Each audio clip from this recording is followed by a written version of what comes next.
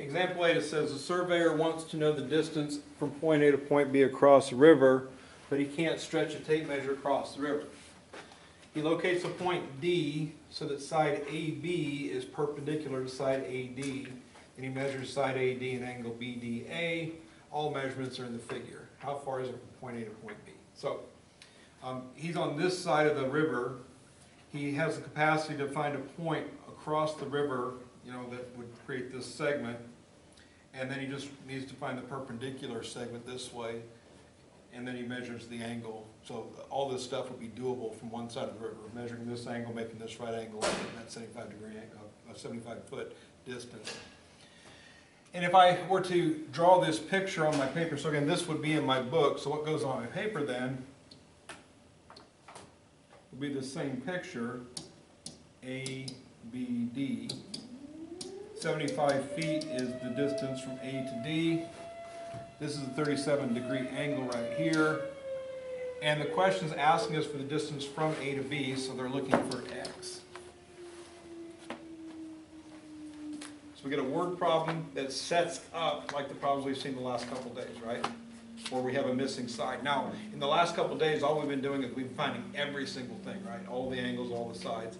This one, we only want to know the distance from A to B. So if I wanted to pinpoint one particular thing with what I'm looking at, what I would do is, first off, I've got the 37-degree angle. I do see it's a right triangle, so I know SOHCAHTOA right triangle trigonometry is usable. The 37-degree angle is the one I'm given, so I'm going to go ahead and use that angle. For the 37-degree angle, I'm going to identify the opposite side as AB, because I have to go across the triangle.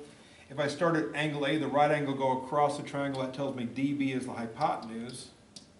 And if hypotenuse and opposite are those two sides, the adjacent side must be 75 degrees, or 75 feet. Now, when I'm dealing with I know one angle, I know one side, and I'm trying to find another side, I'm going to play the game called what do I know and what do I want to know with the sides.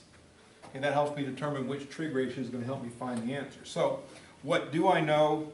I know the adjacent side is 75 feet. What do I want to know? The length of the opposite side. If I write down SOHCAHTOA,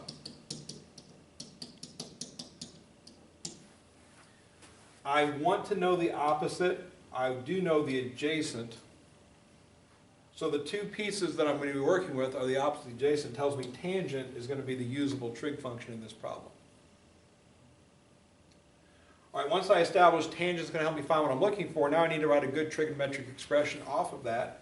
And the good trig expression always is the trig function tan of the angle we're working with, 37 degrees, equals a fraction, which is opposite measure we don't know, x, over the adjacent measure we do know, 75.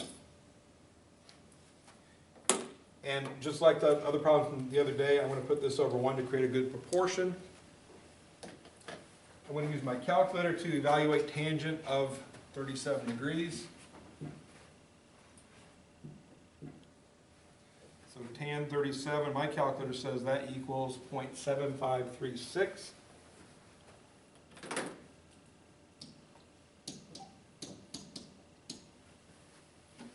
Again, as before, I'm going 4 decimal places on my work. I'm going to round to 2 decimal places. And if I cross multiply, I'm going to get 1 times x equals 0.7536 times 75, which is 56.52.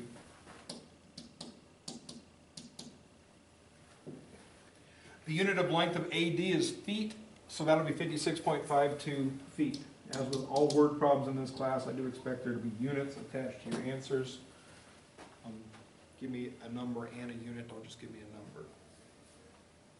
Okay, that's all they asked me for. How far is it from A to B? That's the answer. All right. Had they asked me for anything else, for example, the hypotenuse or the other angle, we'd use some of the other techniques. For hypotenuse, I know the adjacent. I want to know the hypotenuse. I would use cosine instead of tangent.